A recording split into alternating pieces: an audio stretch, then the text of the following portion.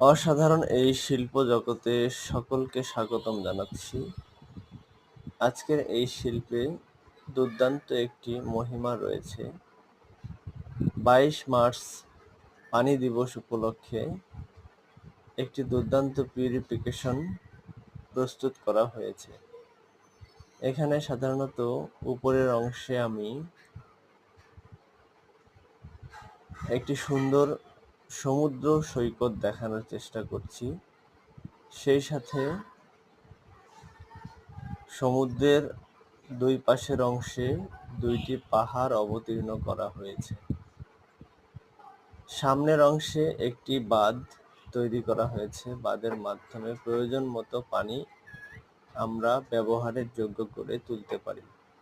সেই সাথে এখানে আমি কালো পাথর এবং সাদা পাথর সহ টিস্যু কর্তন ব্যবহার করে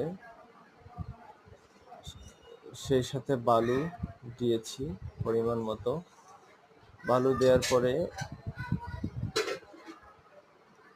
আমি হালকা পানি দিয়েছি।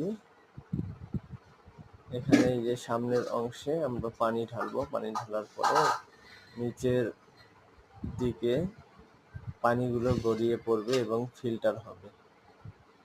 ফিল্টার হওয়ার মাধ্যমে পানিগুলো পরিষ্কার হবে।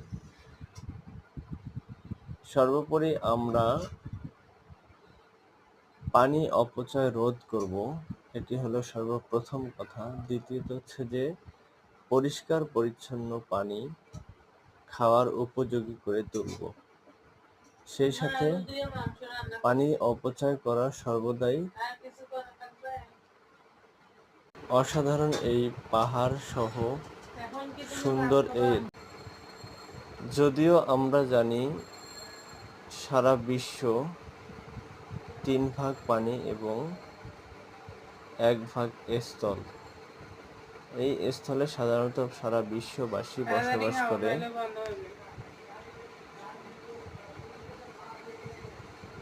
অতএব আমাদের বেঁচে থাকার জন্য পরিষ্কার পরিচ্ছন্ন পানি, তাই আমাদের ভবিষ্যৎ প্রজন্মকে রক্ষা করার ক্ষেত্রে আমাদেরকে অবশ্যই পরিষ্কার পরিচ্ছন্ন পানি খাওয়ার মাধ্যমে বেঁচে থাকতে হবে।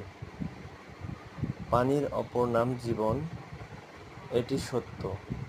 কিন্তু অপরিষ্কার পানি খাওয়া আমাদের স্বাস্থ্যের জন্য ক্ষতি।